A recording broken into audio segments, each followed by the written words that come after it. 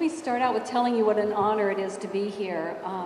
I think if you watch, you'll see some of the boys running around. I look around and I see a tremendous number of vets, and what an honor to be with you guys. Okay. In the year 2000, the author and historian C.B. Glines passed me a copy to the original script of Disney's movie Pearl Harbor. And in that original script, the character of Doolittle was not so bright, foul-mouthed, patent stereotype. Well, I'm going to start out with a disclaimer right off the bat. We got a hold of Disney, and they worked with us to clean up the character. But we learned a couple things during that process. The first thing is that once someone passes away, they become part of public domain, and there's nothing you can do to protect them. The second thing that we learned was that the kids today don't know very much about World War II history. So I decided to write a book about my grandparents. And one of the very first lectures I gave, I started meeting veterans. And that's what motivates me, is all of those stories out there. But anyway, who is Doolittle, and why do I care about protecting his image? My grandfather was born right here in Alameda, California in 1896. Shortly after he was born, his father took off for Nome, Alaska. In 1900, my great-grandmother moved up to Nome with my grandfather. And this is a picture of my grandfather when he was a little girl. You see, he was a little bitty fellow, and with those long ringlets in Nome, he sort of became the target of bullies. And it didn't take him very long to learn how to fight with his fists. And in a very short time, he became so good that if you wanted to join that group of boys in Nome, you had to fight Doolittle. There was another thing that happened during those years, and that was those long, long days in the gymnasium, where they did a lot of tumbling and things like that. That played a role in his later life. But probably one of the things that had the greatest impact on him was, any school teachers in here? Okay, we school teachers have an imaginary line that we don't expect the kids to cross. But every now and then there's a kid that puts both toes right on that line. Okay, that was Doolittle. He had both toes firmly planted. Now, one day he drew a picture of this school principal, and it wasn't a very flattering picture, and he got caught. His punishment was he had to write on the blackboard 25 times, "Jimmy Doolittle is the smallest boy in school." And he said he didn't know if it was the very first time or the 25th time that he had to write that, but he decided as a little fellow in Nome that he would never let his stature stop him from doing the things that he wanted to do in life. Well, in 1908, my great-grandmother had had enough of living up in Nome. She and Jimmy came back down to Los Angeles, California. Frank stayed up there. He never came back with them. And here in Los Angeles, or down in Los Angeles, he went to Manual Arts High School. And those things that were true in Nome, that tumbling and that fighting and that kind of stuff, were true in Los Angeles. In fact, he got in a fist fight one day. His teacher saw him, his English teacher, pulled him aside and said, "Jimmy, if you keep your wits about you, your head about you, you'd be a good boxer." He boxed professionally in high school under the name of Jimmy Pierce. But something else happened to him in high school. He met a young lady. We all know that young ladies are not the best thing, right? He met a young lady by the name of Josephine Elsie Daniels. Now, Josephine was a straight-A student. She was a Meridian. She had a photographic memory. She was the class secretary in the drama club, and her family had decided that Joe was going to marry very well. And when that Doolittle kid showed up on their doorstep, they weren't particularly happy. Joe, my grandmother went by the name of Joe, J-O-E, and her Uncle Joe offered to send her to law school. And from law school, she could become a lawyer in his firm. Well, when my grandfather proposed to her in high school, she said to him, "You know, my mother would never approve." Well, he allowed us how he wasn't going to marry her mother, so it wasn't quite an issue for him. But he didn't want to marry a lawyer. And Joe didn't want to marry a boxer. So they made a deal in high school. And Jimmy would give up professional boxing if Joe gave up law school. Now, I've been asked a lot of times if it ever bothered her. I think she had a pretty full life. I don't think that was a problem. My grandparents graduated from high school in 1914. My grandfather headed up to Alaska, where the plan was to pick up enough gold off the beaches to come back and marry Joe. Well, there wasn't gold laying around on the beaches. So he came back down to Los Angeles, and he knew that he had to get an education. He went to Los Angeles Junior College. He spent 2 years at college and then transferred up to UC Berkeley. So he was way back up here again. He did his junior year at UC Berkeley in mining engineering, and then 1917, the United States became involved in World War I. My grandfather dropped out of college. He enlisted in the Army Signal Corps, and he did his flight school up here in Berkeley. On his way down to San Diego, where he was going to do he did a ground school up here, where he was doing his flight school, he stopped in Los Angeles, and on Christmas Eve, 1917, my grandparents eloped. Now, they literally eloped. She was forbidden to marry him because he would never amount to anything. So on Christmas Eve, she took her Christmas money, and she and Jimmy went down to the courthouse, and they were married by a city clerk. And on the way out, there was this woman. She was a little frayed around the edges. And my grandmother stopped, and she opened her purse, and she pressed 50 cents into this woman's hands. And my grandfather looked at her, he said, "Joe, we don't have $20 between us. What are you doing?" And she goes, "Shh, Jimmy, this is going to bring us luck." Well, I don't know if it brought him luck, but that was the epitome of my grandmother. My grandfather went on down to San Diego, where, much to his disappointment, instead of being sent over to Europe to fight in World War I, he was retained in the United States as a flight instructor.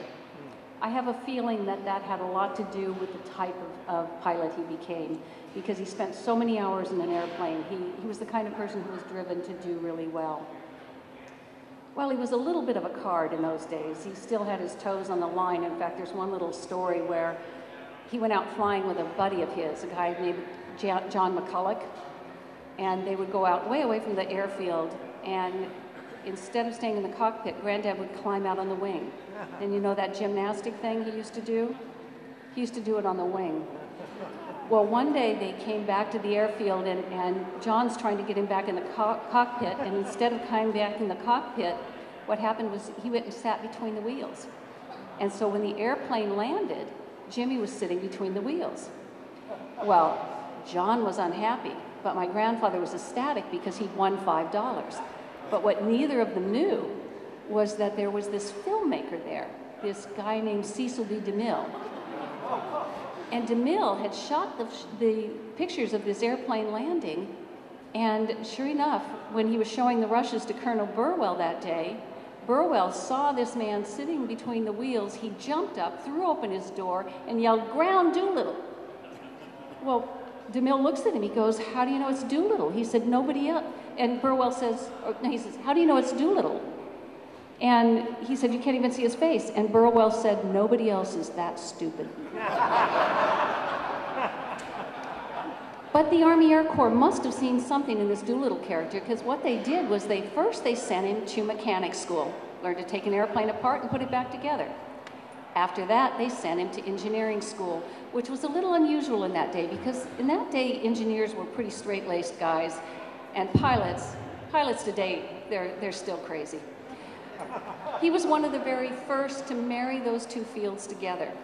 As a pilot, he knew what he wanted an airplane to do. As an engineer, he was learning how to make it happen.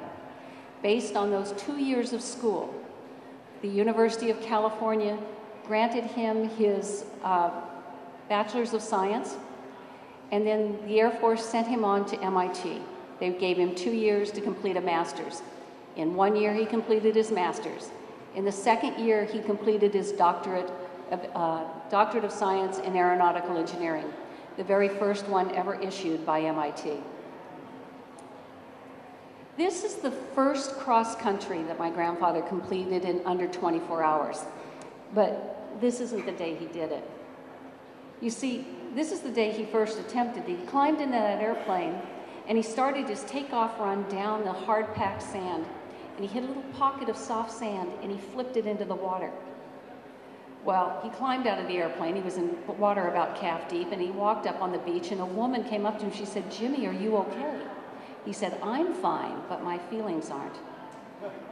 What he learned that day was that he would never again attempt a record flight without knowing that he could do it. A week later, same beach, Pablo Beach, Florida, same airplane, 2 mechanics, no fans, no press. He took off and set that first record. The first air race that he completed was the Schneider Trophy Cup. And the great thing about the Schneider is it's an international seaplane race. And what was a little unusual for Granddad winning this is he really had no training in a seaplane. He learned very, very soon before this how to take off, fly, and land with pontoons. Any Navy boys in the room? I'll be nice. He beat out all the international competition, and he also beat out all 3 Navy pilots.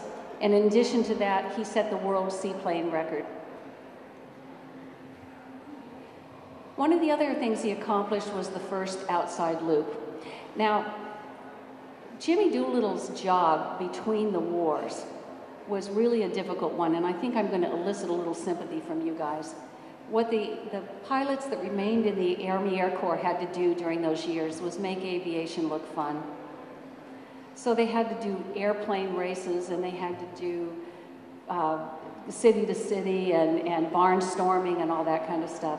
And one of the things Jimmy did was the first outside loop. Now that's when you're in level flight, a steep dive, inverted flight, and a steep climb. In other words, it's a circle and the pilot's head's on the outside. What was unusual during that day is we didn't know if a pilot could survive it. Granddad's advantage was his master's was in the stress on an airplane. Oh, let me go back up. That's one of the airplanes he broke. During his career, Granddad broke a lot of airplanes. And this particular one, he was flying over Newark, New Jersey. He was out of fuel, and he took it into those trees on purpose because he was fogged out. There was no way that he could see the runway. So when he saw a hole in the clouds, he took took the plane into the trees so that he wouldn't end up in somebody's living room. I once asked him, I said, you know, Granddad, what do you feel was your greatest contribution? And he said the first blind flight. You see, if this airplane had been equipped with instruments, which in that day didn't exist, he would have been able to land safely. This is the airplane that he completed the first full blind flight in. Now, the full flight laboratory was financed by Harry Guggenheim, and they pulled together this crew to work on designing instruments. Now, the first day he did that, for the public, they put a canopy over his cockpit, and it was blacked out completely so he couldn't see. Ben Kingsley sat in the front cockpit with his hands over his head. He took off, flew a prescribed course, and landed without ever being able to see the ground. It wasn't the first time he did it. He did that numerous times in the fog so that he knew that those instruments worked before he had his first one for the public. Now, when he did it, the day he did it for the press, that night my grandparents threw a party. And this is really what typifies the Doolittles. You see, if you had wealth or fame or notoriety or celebrity or anything, you left it on the doorstep before you crossed the threshold into their home. You walked into a home where it was a complete level playing field. That night at the dinner table, he had Harry Guggenheim, who was the founder of the Full Flight Laboratory, and he had Boyd Dalton, his mechanic, sitting at the same table as equals. Growing up in the Doolittle family, I had the opportunity to meet some outstanding people, very, very interesting people. A few of them happened to be well known, but for the most part, it was this love of aviation and this playful air that dominated their dinner table. Now, that night, my grandmother took out a tablecloth, and she had everybody sign it, and then she embroidered those names in black silk.